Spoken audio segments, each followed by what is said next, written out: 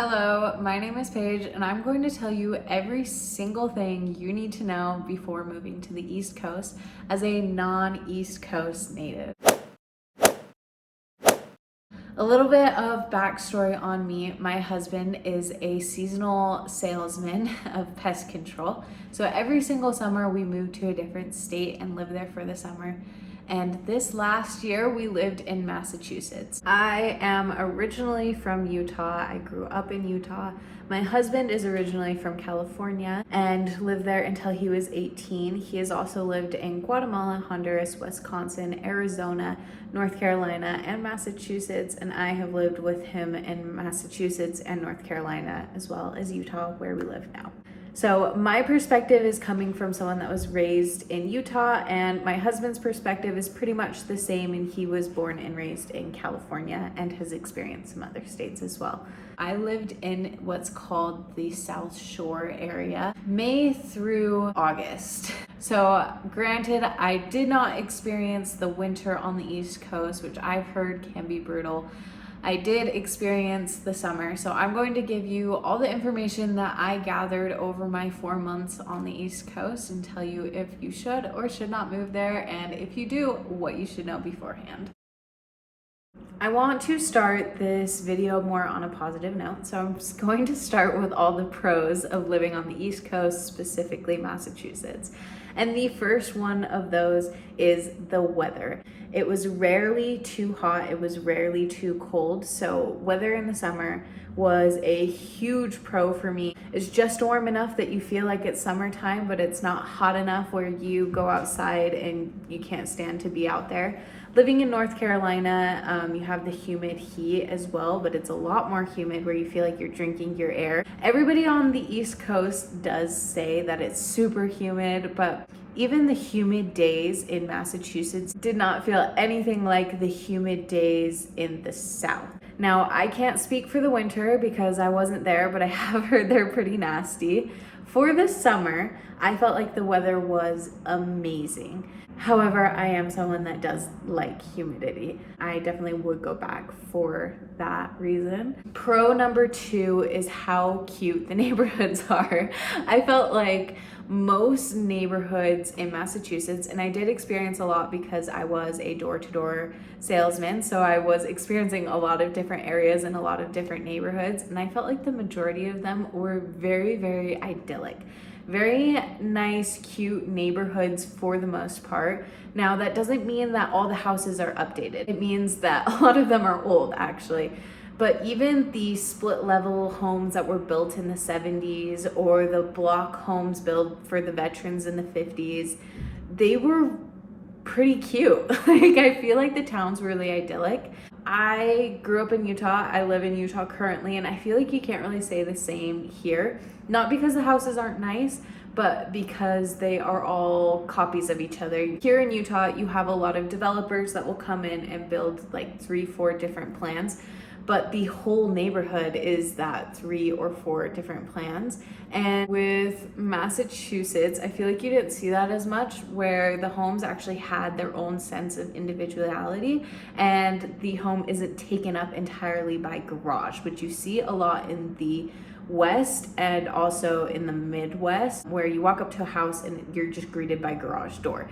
You didn't have that as much in Massachusetts, and people really prioritize having a landscaper and having a really nice lawn. So the neighborhoods, for the most part, I can't say every single neighborhood, but for the most part, the neighborhoods were really cute, really idyllic, and I loved Massachusetts for that. Another pro of Massachusetts was the wealth of things to do there.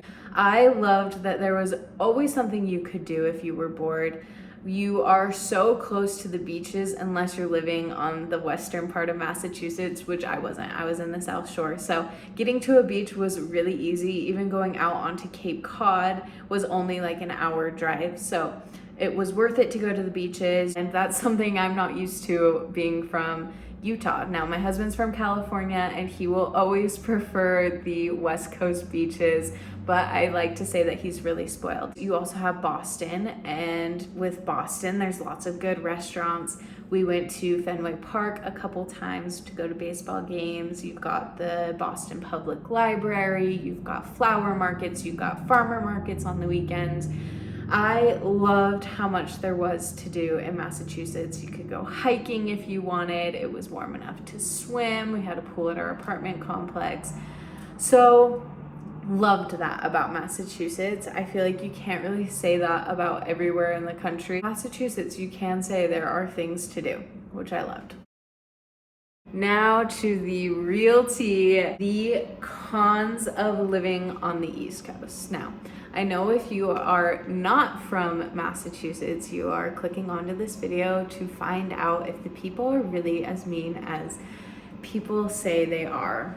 And honestly, in my experience, now granted I was a door-to-door salesman, in my experience, they were as mean as people say. Once you get past the mean exterior, you usually are met by a nice interior. However, it's very, very hard to get past the mean exterior, especially when you're just in the grocery store or meeting someone for 5 seconds, where if you were from the Midwest or even the West, people want to have conversations, people want to talk to you, people want to be nice. It's not the same on the East Coast, at least in New England. I was coming from living in North Carolina last summer, where I was getting Southern hospitality, and growing up in Utah, where people love to smile, people love to talk to you. Moving to New England was a hard pill to swallow. I felt like everybody hated me. I felt like everyone was talking about me behind my back, and it's just because that's how they are. If I'm being pretty honest, it was really hard for me to live there as someone that's not from there, and I think that's kind of how it is. If you're not from New England, you don't really understand the New England way, and that's okay. Now, if you were to live there for a long time, I'm sure you would get used to it, you would acclimate. With me only living there for 4 months, it was really, really hard for me to get used to. So I would say that that is the biggest con of living in New England, the East Coast, Massachusetts, is the people are not as friendly as Midwest and Western states. Another con is the roads and the drivers. Guys, these roads are so old. I am from Utah. I've mentioned that like 20 million times. Take a shot every time I say I'm from Utah, but we live on a grid system, which is super easy to navigate. You've got straight roads. If you miss a turn, you just take the next one. And I know a lot of places in the Midwest also are built on a grid system. Massachusetts is not the same. You can tell that the roads are built around the homes, and the homes are very old. So the roads are very old. You pull up to a stop sign and you've got like 4 different branches that you can go down. You've got a slight right, and then a right turn, and then go straight, and then there's a left, and then there's a slight left, and then there's a sharp left, and it can get really confusing to navigate. The freeways are a lot different than they are any other place that I've been. Everything kind of branched out of Boston, so you have like a circular, and then you've got all of these freeways that kind of go like this. Also, they don't call them freeways. I can't remember what they call them, but it's not freeways, and that was weird for me. Yeah, so I never went anywhere without using my Google Maps, where in Utah it's really easy to kind of get a bearing of where you are. And then of course, you don't have the mountain ranges that we have in Utah, which tell you if you're going north or south. So navigation was really, really hard. And I'm sure you've also heard the stereotype that the drivers in Massachusetts are awful, and I would concur. There was this really weird thing where Massachusetts people are not very nice until the wrong moment. You would be driving down a straight road, okay? Straight road. There's like a restaurant right here, and somebody's trying to turn left out of the restaurant. Guys, straight road has the right of way. So tell me why all of the drivers would stop and let this left turn go, even though you have the right of way. It would create random traffic jams in the middle of small town. People get road rage, so people are honking, people are yelling. I hated it. Felt like everyone was tailing me all of the time. I would pay money to never have to drive in Massachusetts again. The third and final con for me of Massachusetts was the cost of living. We were renting a 1-bedroom apartment, and the cost per month came out as $3,000 a month, and it was not in a nice area. Our town was known for having a high crime rate, and it was still $3,000 a month for a 1-bedroom. So I was super shocked by that.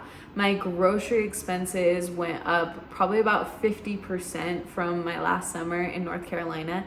Now, North Carolina did have really cheap groceries, but it was shocking to see the cost of groceries go up so much, as well as the cost of our rent.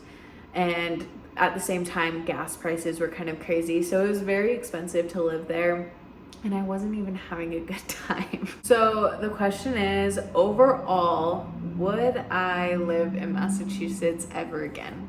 And for me personally, the answer is no. For me, the cons definitely outweighed the pros.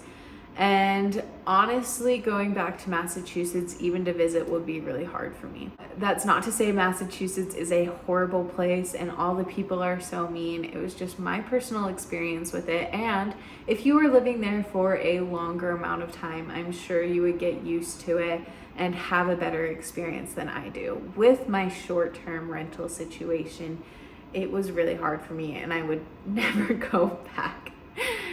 I'm sorry if I didn't mean to offend anyone. I'm just stating things how I experienced them, and I hope that your experience is different if you do move to Massachusetts. Now, more of a positive note, if you are already decided on living in Massachusetts, or you've already signed a lease and you're on your way out there, here are some tips to help survive it. 1, don't take anything personal. They are yelling at you, they're not yelling at you. So make sure that everything rolls off of you. If people are making a dirty face, chances are that's just their face. And like I said, once you get past the meaner exterior, most of these people are genuinely very sweet to people they know. Google Maps is your friend, and there is no shame in using it wherever you go. Just make sure that your phone's charged at all times, because you're going to need Google Maps at least for the first couple months that you're living there. Now, I've heard that winters are pretty brutal in Massachusetts, so be prepared for that. I'm from Utah, so we do also have pretty brutal winters, but without the humidity. So invest in a good coat and learn how to scrape your windows and learn how to drive in the snow. Take advantage of all there is to do and all of the public transportation. I loved that there was such easy access around Boston. So if you're there, take advantage of it. Go visit all the historical sites. Go have a beach day. And when you're actually experiencing Massachusetts, you will like it. Thank you for listening to me ramble about my experience in Massachusetts. It's totally okay if this wasn't your experience. And honestly, I hope it wasn't your experience. If you are moving to Massachusetts, good luck, and I'm sure you'll love it.